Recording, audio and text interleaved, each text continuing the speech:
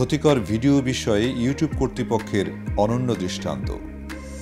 সম্প্রতি চ্যালেঞ্জ জয়ের নামে ভিডিও শেয়ারিংয়ের মাধ্যমে বিভিন্ন বিপজ্জনক কাজের প্রবণতা বেড়ে হতাহতের ঘটনা ঘটছে, যা অত্যন্ত বিপজ্জনক এবং মানসিকভাবে পীড়াদায়ক।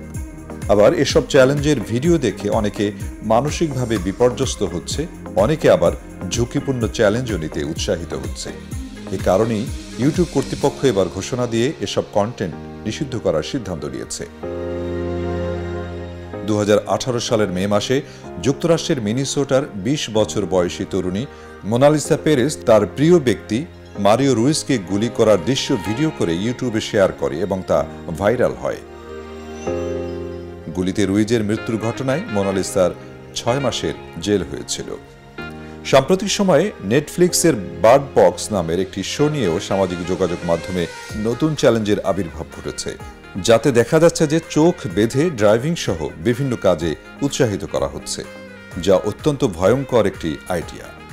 গুগল মালিকানাধীন এই জনপ্রিয় প্ল্যাটফর্মটি বলেছে, এ ধরনের কন্টেন্টের কোনো স্থান নেই ইউটিউবে। যদিও 2018 সালের এপ্রিলে তাদের প্ল্যাটফর্ম থেকে এ ধরনের কন্টেন্ট সরিয়ে নেওয়ার ঘোষণা দিয়েছিল ইউটিউব, কিন্তু তা এখনও বাস্তবায়নের কোনো পদক্ষেপ দেখা যাচ্ছে না। সম্প্রতি প্রযুক্তি বিষয়ক সংবাদ মাধ্যম বাজফিডের এক খবরে ইউটিউবে যে এখনও রগরগে ও পাশবিক বিভিন্ন কন্টেন্ট রয়ে গেছে তার বিস্তারিত জানানো হয়েছে। এসবের মধ্যে কিছু কিছু ভিডিও কয়েক কোটি বার দেখা হয়েছে বলেও জানিয়েছে তারা।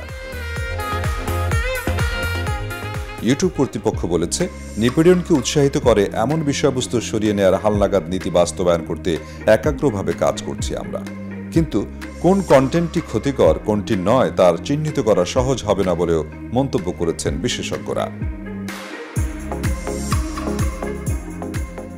আমরা চাই নৈতিকতা ও সুস্থ বিনোদন সমৃদ্ধ কন্টেন্ট শেয়ারিংয়ের মাধ্যমে ব্যক্তি, সমাজ তথা রাষ্ট্র উপকৃত হোক, এবং ক্ষতিকর ভিডিও নিষিদ্ধে ইউটিউবের এই যুগান্তকারী সিদ্ধান্তকে আমরা সাধুবাদ জানাই।